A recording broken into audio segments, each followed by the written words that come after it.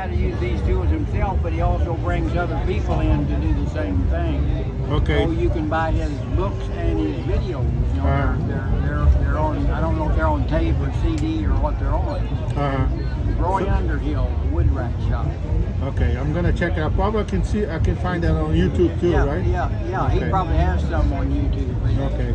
But he probably has a web page. I bet the Woodrat Shop probably has their own web page. Okay. Very nice. I enjoy very much. It's something that I really like it.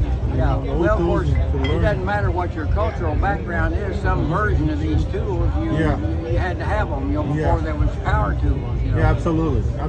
So everybody's somewhat familiar with part of them. Yeah.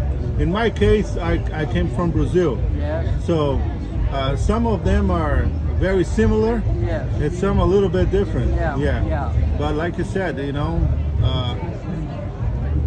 once upon a time they use about the same thing. Everybody had to. Now, it's like these tools are all the same, but I buy a lot of individual made tools, handmade tools. Okay. So each person that made their own. Okay. So they're not, so I've got manufactured ones too, but I do have a lot that are one of a kind that do the same thing, but the guy who needed it made it himself. So that's very unique, because you don't have a lot of the same, right? Yeah.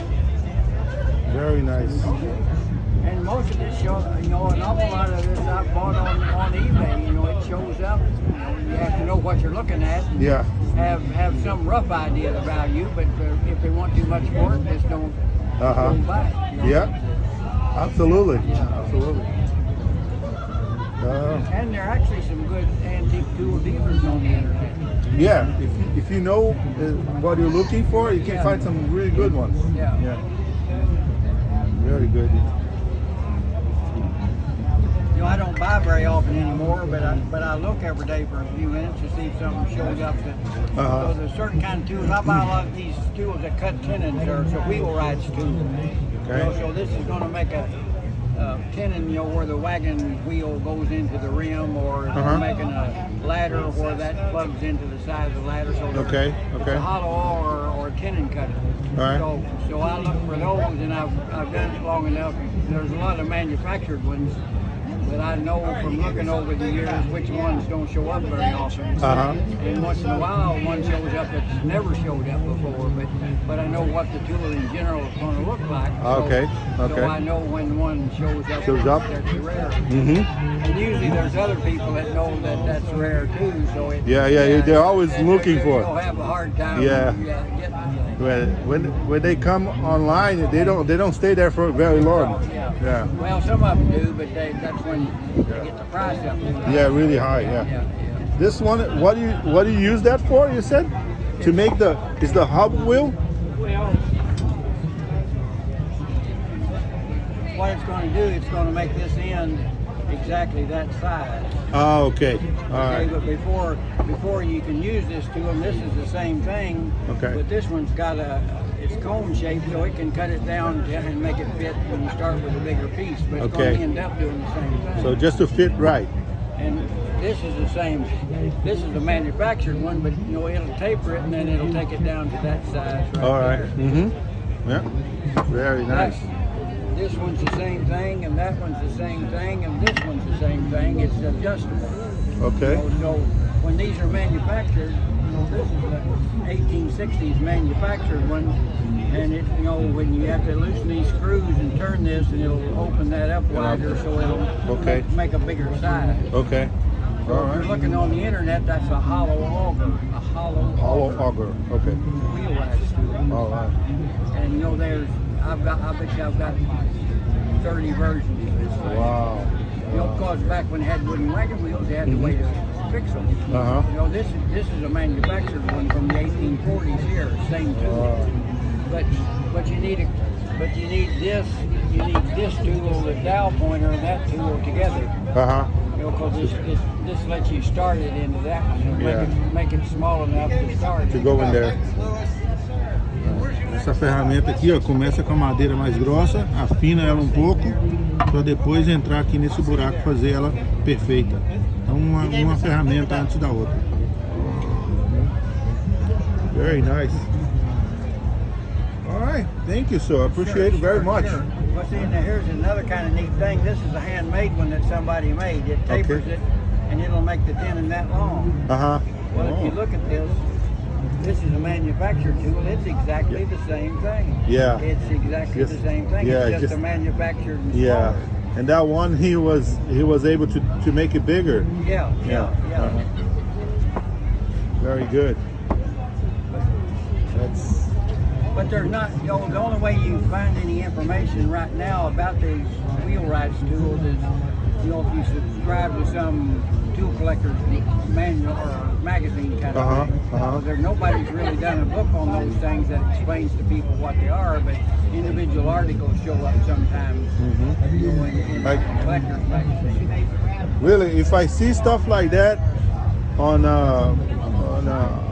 flea market or stuff like that, well, I wouldn't know what it is. Yeah, well, see, now I know. I bought them at flea markets, and then the guys that I bought it from say, "Well, what is that anyway?" Yeah, because there's no easy way to get information about it.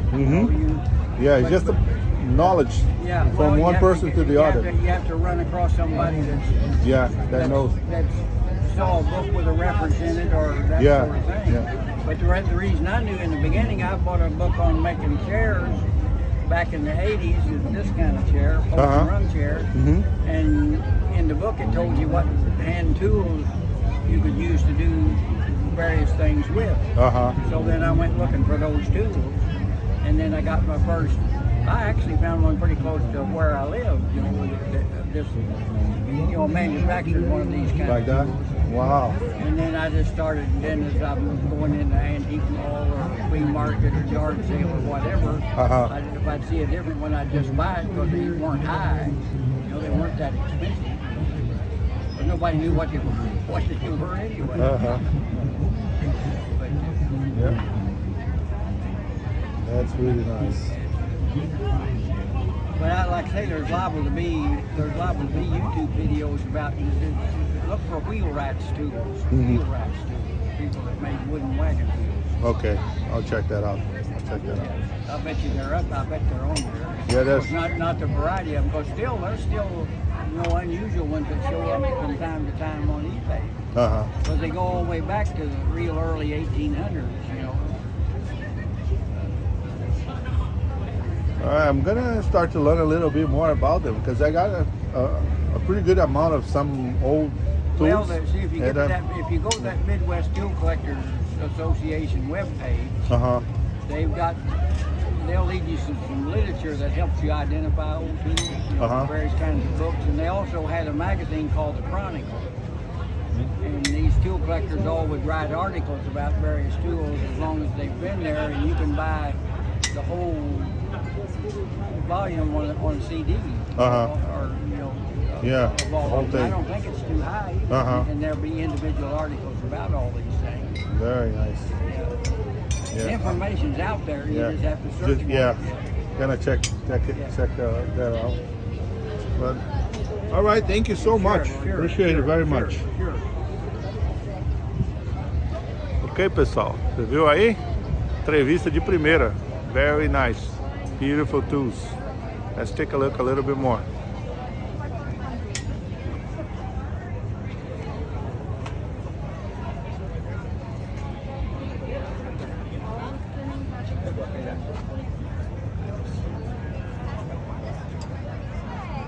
O senhor foi muito gente boa comigo. Me explicou um monte de coisa ali. Aquela ferramenta que ele me mostrou é para fazer roda de carruagem antiga.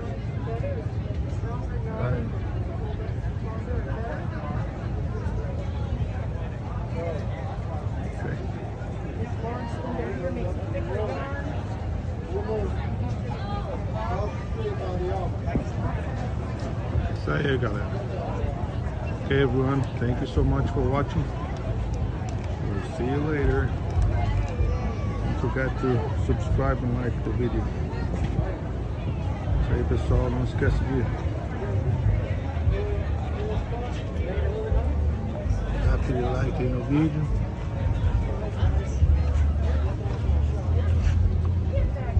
Okay. Alright. See ya. All right. Thank you. Sure.